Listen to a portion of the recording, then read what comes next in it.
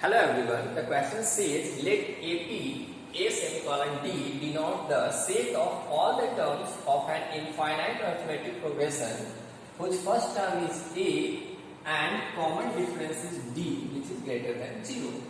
If AP whose first term is 1 and common difference is 3, intersection AP second AP whose first term is 2 and common difference is 5, and third AP whose first term is 3 and common difference is 7 is equal to एक नया AP बनाता है जिसका first term A है and common difference क्या है D है, तो हमें किस चीज की वैल्यू फाइंड करना है A प्लस D का।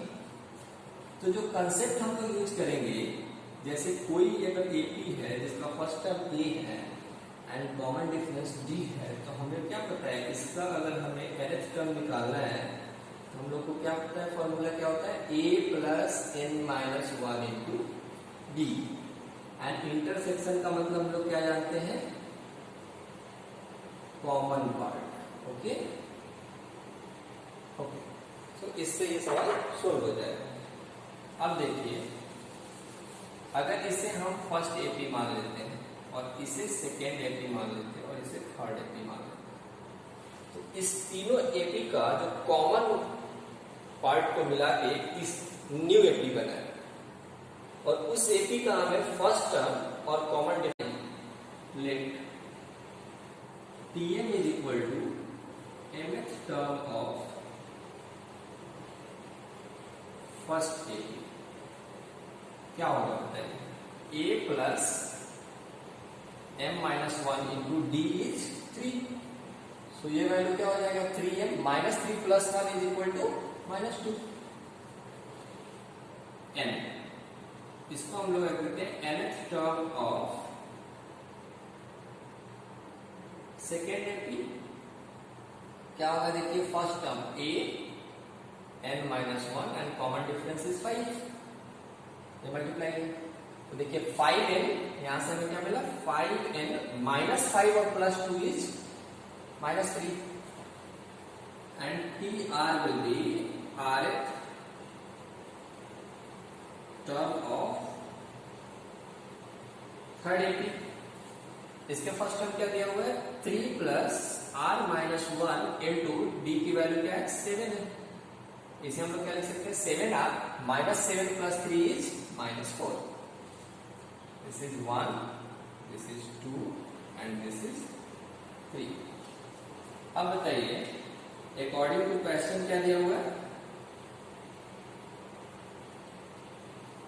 कि इसका कॉमन पार्ट मिला के थर्ड एपी बन रहा है। तो हम लोग ऐसा कर सकते हैं कि Tm is equal to Tn is equal to Tr। तीनों एपी का कोई कोई अलग अलग टर्म इक्वल होगा। तो मान लो फर्स्ट का nth टर्म, सेकेंड का nth टर्म और थर्ड का rth टर्म इक्वल होगा। इसको हम लोग क्या लिख सकते हैं, 3m minus 2 is equal to 5n minus 3 is equal to 7r minus 4। अब देखिए, फर्स्ट एंड सेकेंड एपी के लिए जो कॉमन होगा वो क्या होगा, हम लोग इस दोनों पार्ट को कंसीडर करें तो क्या लिख सकते हैं इसे, 3m minus 2 is equal to 5n minus 3, 3m is equal to 5n minus 3 plus 2। तो m की वैल्यू यहां से क्या आ गई, 5n माइनस 1 डिवाइडेड बाई 3। अब बताइए, जो भी हम mth nth और rth टर्म बोल रहे हैं, ये तो काउंटिंग नंबर है, तो काउंटिंग नंबर हमेशा क्या होगा, नेचुरल नंबर। m की वैल्यू तो हम ये नहीं कह सकते कि 1/4 1/2 होगा। तो इसके नेचुरल नंबर होने के लिए हम क्या करेंगे, यहाँ पे m की कौन सी वैल्यू के लिए नेचुरल नंबर आएगा, n 0 रखिए, आ रहा है नहीं आ रहा है, n की वैल्यू 1 रखिए, 5 माइनस 1 नहीं आ रहा है, 2 रखिए, 2 के लिए आ रहा है, 10 माइनस 1, 3 रखिए नहीं हो रहा है, 4 रखिए, 5 इंटू 4 से बहुत सारे वैल्यू होंगे।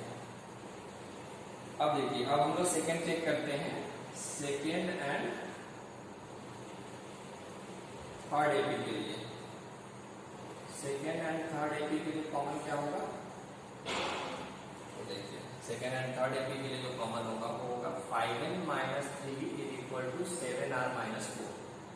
तो यहाँ से r की वैल्यू क्या हो जाएगी, 7r 5n प्लस 1, r क्या हो जाएगा हमारा 5n plus 1 divided by 7।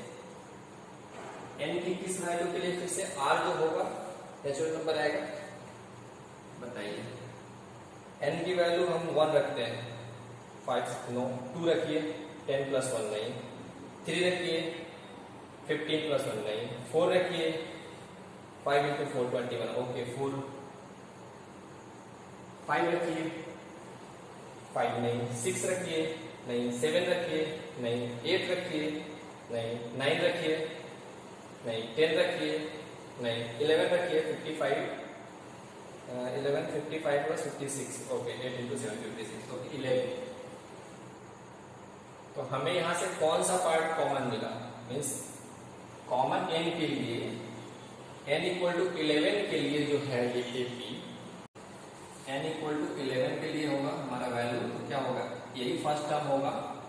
So T11 क्या है हमारा 5 into 11 minus 3, 55 minus 3 is 52।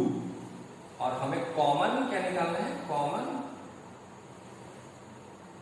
Difference जो निकालना है वो इजीली हम कैसे निकाल सकते हैं, तो d निकालेंगे, उसके लिए इजीली LCM ऑफ जो हमारा गिवन है 3,